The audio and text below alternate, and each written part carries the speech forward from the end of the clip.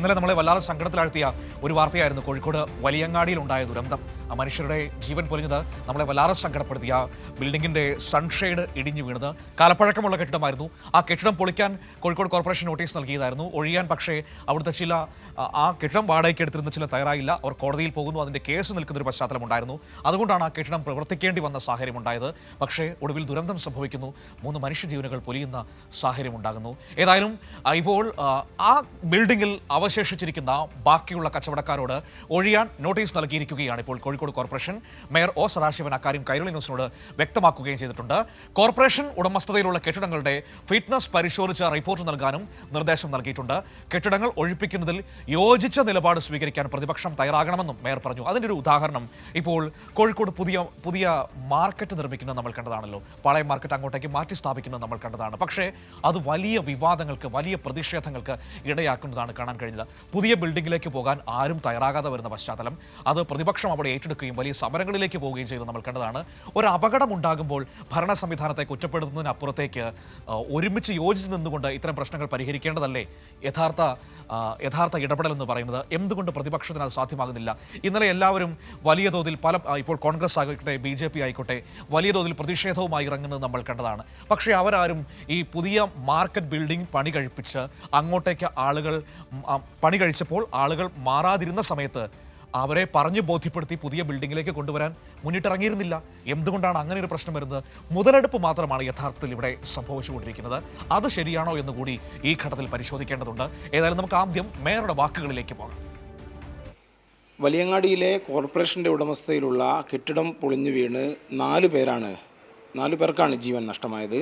അതിൽ പ്രതികരിക്കാൻ നമ്മോടൊപ്പം Kozhikode corporation mayor Shri O Sadasivan നമ്മോടൊപ്പം ചേരുന്നുണ്ട്. ദാരുണമായ ഒരു അപകടമാണ്, 4 ജീവനാണ് നഷ്ടപ്പെട്ടത്. ഏതുതരം നടപടിയുമായാണ് ഇനി കോർപ്പറേഷൻ മുന്നോട്ട് പോകാൻ തീരുമാനിക്കുന്നത്?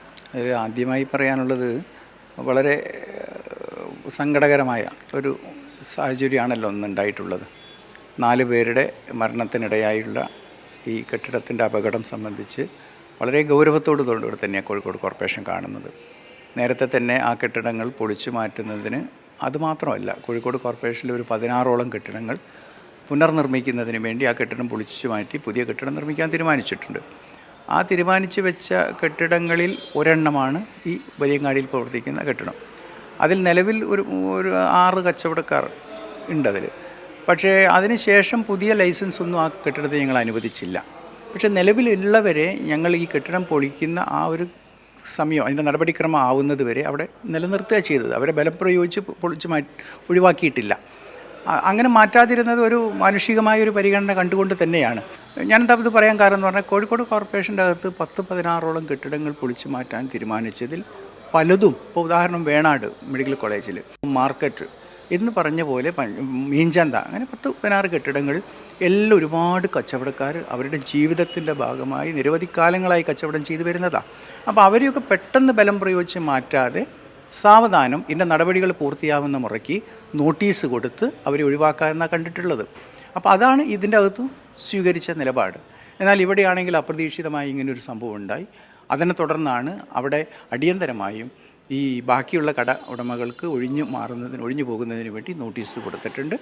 ഇതിൻ്റെ ഒരു പശ്ചാത്തലത്തിൽ ഈ മാനുഷികമായ എങ്ങനെ ഒരു പരിഗണന വെച്ച് നിലനിർത്തുമെന്ന് പറഞ്ഞല്ലോ ഞാൻ, അവിടങ്ങളിലെല്ലാം അടിയന്തരമായി കോഴിക്കോട് കോർപ്പറേഷൻ്റെ എഞ്ചിനീയറിംഗ് വിഭാഗം പരിശോധിച്ച് ബിൽഡിങ്ങിൻ്റെ അവിടെയുള്ള അപകടാവസ്ഥയുണ്ടോ, കെട്ടിടത്തിൻ്റെ ബലക്ഷയത്തെ സംബന്ധിച്ചൊക്കെ പരിശോധിച്ച് ഒരു റിപ്പോർട്ട് ഉടനെ തന്നെ നൽകുന്നതിന് വേണ്ടി തീരുമാനിച്ചിട്ടുണ്ട്. ഇത് കോർപ്പറേഷൻ്റെ അനാസ്ഥയാണെന്നുള്ള രീതിയിലാണ് കാര്യമായിട്ട് വരുന്നത്. പ്രത്യേകിച്ച് മുമ്പ് പലതവണ പറഞ്ഞിരുന്നു, പക്ഷേ ലൈസൻസ് കോർപ്പറേഷൻ വീണ്ടും പുതുക്കി നൽകിയെന്ന ഉൾപ്പെടെയുള്ള കാര്യങ്ങളാണ് പ്രതിപക്ഷം ആരോപിക്കുന്നത്. അതിലെന്തെങ്കിലും വാസ്തവമുണ്ടോ? ലൈസൻസ് പുതുക്കി നൽകിയെന്ന് പറയുന്നതിൽ പ്രത്യേകിച്ച് അത് നിലവിലുള്ള കച്ചവടക്കാരുടെ ലൈസൻസ് പുതുക്കിയിട്ടുണ്ട്. അത് ഞാൻ നേരത്തെ പറഞ്ഞല്ലോ, അത് അതിൽ മാത്രമല്ല, കോഴിക്കോട് കോർപ്പറേഷനിൽ പൊളിച്ചു മാറ്റണമെന്ന് തീരുമാനിച്ച 16 കെട്ടിടങ്ങളിലും ഞങ്ങൾ സ്വീകരിച്ച നിലപാടതാണ്.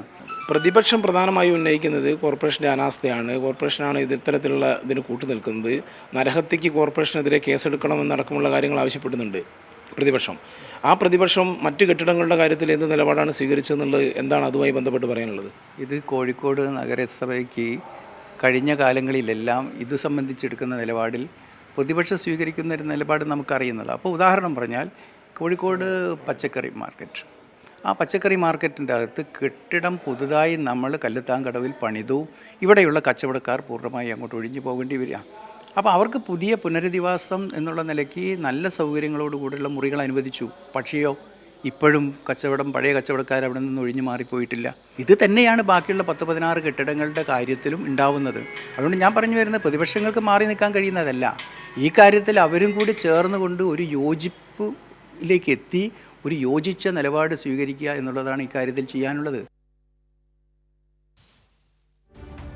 അല്ല, അത് വളരെ പ്രധാനപ്പെട്ട പോയിന്റ് തന്നെയാണ്. കാരണം ആ പുതിയ മാർക്കറ്റ് പണിതിട്ടും പലരും അങ്ങോട്ടേക്ക് ഒഴിഞ്ഞു പോകാതെ നിൽക്കുന്ന ഒരു സാഹചര്യമുണ്ട്. അപ്പോൾ അവരെ പറഞ്ഞ് ബോധ്യപ്പെടുത്തി അങ്ങോട്ടേക്ക് മാറ്റാനുള്ള ഉത്തരവാദിത്വം ഓരോരുത്തർക്കുമുണ്ട്. ഇതുപോലെ അപകടങ്ങൾ വരുമ്പോൾ നമ്മൾ വിലപിച്ചിട്ട് കാര്യമില്ല. ഏതായാലും ആ പ്രശ്നമാണ് ഇപ്പോൾ ഉയർന്നു വന്നിരിക്കുന്നത്. AK ലതീഷ് കൂടി എന്നോടൊപ്പം ചേരുകയാണ് കോഴിക്കോട് നിന്ന്. നോക്കാം എന്തൊക്കെയാണ് കോർപ്പറേഷന്റെ അടുത്ത നടപടികളെന്ന്. Latheesh, good morning. വലിയ സങ്കടം നിറഞ്ഞ വാർത്തയായിരുന്നു ഇന്നലെ ഉച്ചയ്ക്ക് വലിയങ്ങാടിയിൽ നിന്ന് നമ്മുടെ മുൻപിലേക്ക് എത്തിയത്. ഏറ്റവും സങ്കടം നിറഞ്ഞ വാർത്ത, 4 പേരുടെ മരണം സംഭവിച്ചു എന്നത് ഏറ്റവും ദുഃഖകരമാണ്.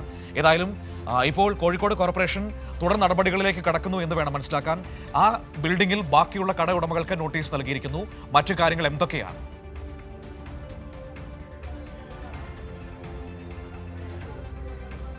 മനു, ഈ കെട്ടിടത്തിൽ 6 പേർക്കാണ് ലൈസൻസ് ഉള്ളതെന്നാണ് കോർപ്പറേഷൻ ഔദ്യോഗികമായി പറയുന്നത്. ആ 6 കട ഉടമകൾക്കും നോട്ടീസ് നൽകിയിട്ടുണ്ട്. ഇവിടെ നോട്ടീസ് പതിച്ചിരിക്കുകയാണ്. ഇന്ന് രാവിലെ കോർപ്പറേഷൻ അധികൃതർ എത്തി ഉടൻ കടമുറി ഒഴിയണം, ഏറ്റവും അടുത്ത ദിവസം തന്നെ കടമുറി ഒഴിയണം, എന്തെങ്കിലും സാമഗ്രികൾ ഇതിനകത്തുണ്ടെങ്കിൽ അതെടുത്തു മാറ്റി ഉടൻ കട ഒഴിയണം എന്നുള്ള രീതിയിൽ നോട്ടീസ് പതിച്ചിട്ടുണ്ട്. ഈ മുകളിലെ കെട്ടിടങ്ങളിൽ ഒന്നും പ്രവർത്തിക്കുന്നില്ല. കാരണം ഈ കെട്ടിടം അരനൂറ്റാണ്ടിലധികം പഴക്കമുള്ള കെട്ടിടമാണ്. ഇതിന് ഈ രീതിയിൽ കാലപ്പഴക്കം ചെന്ന് പ്രശ്നങ്ങളുണ്ട് എന്നുള്ള രീതിയിൽ നേരത്തെ തന്നെ റിപ്പോർട്ട് വരികയും ചെയ്ത കെട്ടിടമാണ്. അതുകൊണ്ട് തന്നെ താഴത്തെ നിലയിൽ ചില ഗോഡൗണുകൾ മാത്രമാണ് ഇപ്പോൾ പ്രവർത്തിക്കുന്നത്. അത്തരത്തിലുള്ള ഒരു ഗോഡൗണിൽ സാധനം കയറ്റാനും മറ്റും എത്തിയ ആളുകൾക്കാണ് ജീവഹാനി സംഭവിച്ചത്. ഒപ്പം ഇവിടെ വിശ്രമിച്ച ചുമട്ടുതൊഴിലാളികളും ഈ അപകടത്തിൽ പെടുകയായിരുന്നു.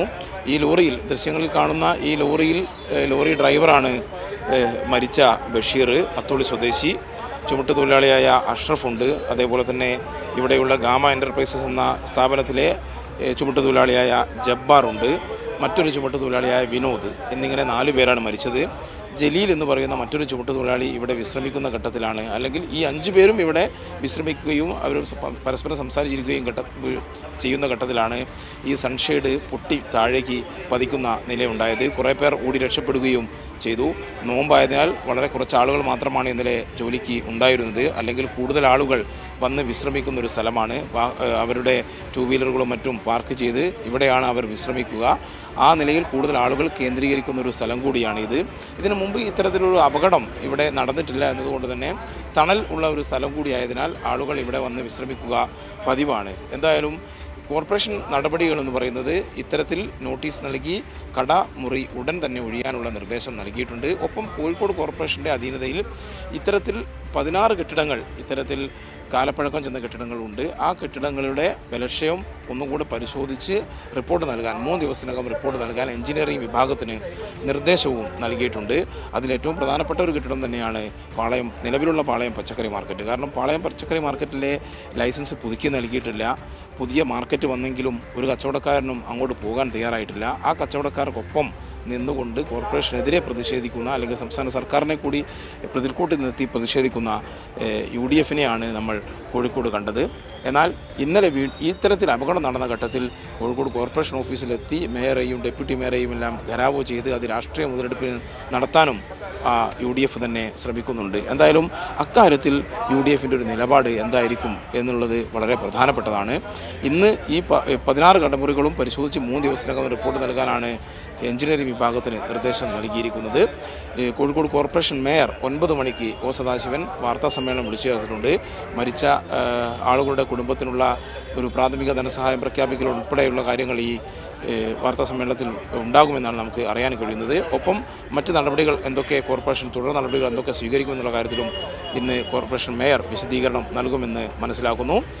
ഞാൻ നേരത്തെ സൂചിപ്പിച്ച മറ്റൊരു പ്രധാനപ്പെട്ട കാര്യം എന്ന് പറയുന്നത് മരിച്ച 4 പേരിൽ ജബ്ബാറിൻ്റെ മൃതദേഹം ഇന്നലെ തന്നെ കബറടക്കിയിട്ടുണ്ട്. വിനോദിൻ്റെ ഉൾപ്പെടെയുള്ള മറ്റു 3 പേരുടെയും മൃതദേഹം ഇന്ന് സംസ്കരിക്കും, അല്ലെങ്കിൽ ഖബറടക്കുമെന്നാണ് നമുക്ക് അറിയാൻ കഴിയുന്നത്. ദാരുണമായ അപകടമാണ് ഉണ്ടായത്. പരസ്പരം സംസാരിച്ചിരിക്കുന്ന സുഹൃത്തുക്കളായ തൊഴിലാളികളും ലോറി ഡ്രൈവറുമാണ് മരിച്ചത്. പരുക്കേറ്റ് ചികിത്സയിലുള്ള ജലീലിന് ആരോഗ്യ പ്രശ്നങ്ങൾ കാര്യമായില്ല. അദ്ദേഹത്തിന് കാലിന് മാത്രമാണ് പരുക്കേറ്റിരുന്നത്. മനു. ശരി ലതീഷ്, ഒരു കാര്യം കൂടി ലതീഷ്, ഈ മരണത്തിൽപ്പെട്ടുപോയ ഈ അപകടത്തിൽ മരിച്ചുപോയവരുടെ കുടുംബങ്ങൾക്ക് ഏതെങ്കിലും തരത്തിലുള്ള സാമ്പത്തിക സഹായമോ മറ്റു കാര്യങ്ങളും അങ്ങനെയുള്ള ആലോചനകളൊക്കെ കോർപ്പറേഷന്റെ ഭാഗത്തുനിന്നുണ്ടോ? അതിനെക്കുറിച്ച് എന്തെങ്കിലും നമുക്ക് അറിയാൻ കഴിയുന്നുണ്ടോ?